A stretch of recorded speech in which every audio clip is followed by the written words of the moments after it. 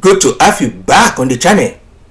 This presentation will examine whether there are metrics to be considered as fundamental analysis vis-a-vis the intrinsic value of Bitcoin and perhaps some other few cryptos. Please note, Bitcoin or cryptos cannot be classified as assets like stocks. So it will not be appropriate to use metrics like financial statement, revenue, profits, cash flow, PE ratio, etc. as yardstick to measure or determine Bitcoin intrinsic value.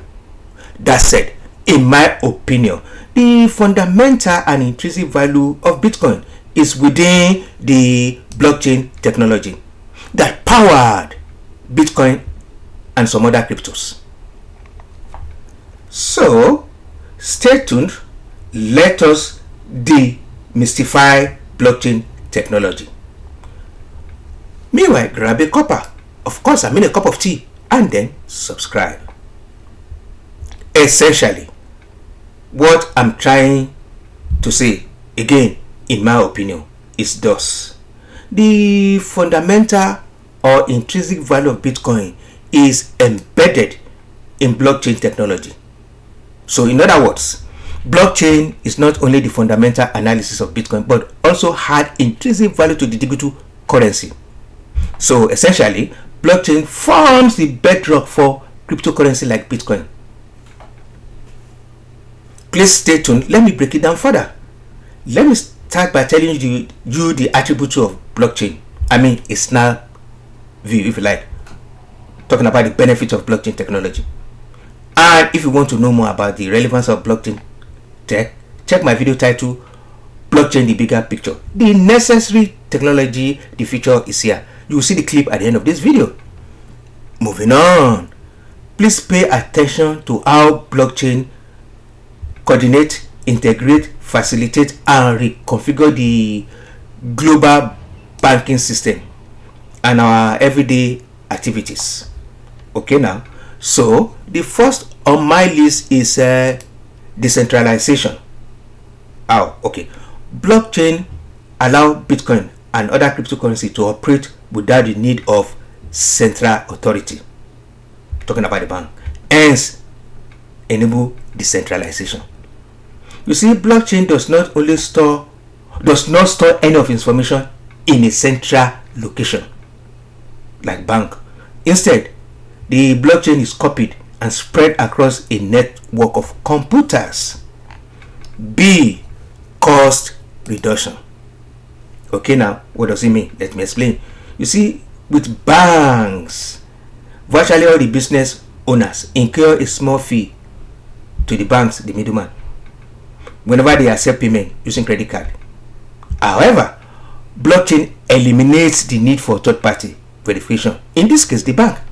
Meaning, blockchain enables Bitcoin to cut off centralization and enable decentralization.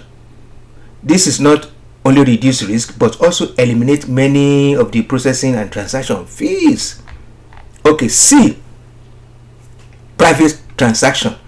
Blockchain is a digital ledger that is immutable and it is secured. It contains information, database if you like, that is available for everyone to access. Again, you may not be able to figure out who owns what.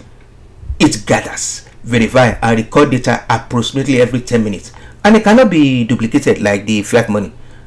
Why? Because the blockchain is designed to link with all previous block of transaction in the ledger. Yes, the ledger you're looking at now. Okay, let me break it down further. For instance, if you made a Bitcoin purchase on an exchange that requires identification, though your identity is linked to other blockchain address, to their blockchain address, but a transaction, even when tied to a person's name, does not reveal any person's information. Wow. Again, D, efficient transaction. Transaction through banks is embedded in central authority and has some bottlenecks. Say, for instance, if you deposit a check, it takes 3 to 4 working days before your money settle in your account. However, with Bitcoin and other crypto, to send money across international border is within 10 minutes. Yes. A good example is how Bitcoin and other crypto are raised and sent within minutes as humanitarian aid to assist Ukraine during the ongoing war with Russia in 2022. The process is made possible through the concept of blockchain tech. In addition, blockchain is working 24 hours a day, 7 days a week, and 365 days a year, unlike the banks that work 5 days a week at a specific hours. Okay, now, banking the unbanked. This is the most profound attribute of blockchain. What am I trying to say? You see, blockchain creates possibility for people to send and receive Bitcoin. Yes, you heard me. To receive Bitcoin and cryptos, regardless of gender, ethnicity, or cultural background. To inform you, according to the World Bank, an estimated 1.7 billion adults do not have bank accounts or any means of storing their money or wealth. So nearly all these individuals live in developing countries where the economy is in infancy and entirely depend on cash. And with phones and internet, what you are looking at on your screen now, these unbanked people are now fast becoming bankable through the concept of blockchain technology. Okay, now I'm convinced you got the picture. As I mentioned, the key word here is blockchain.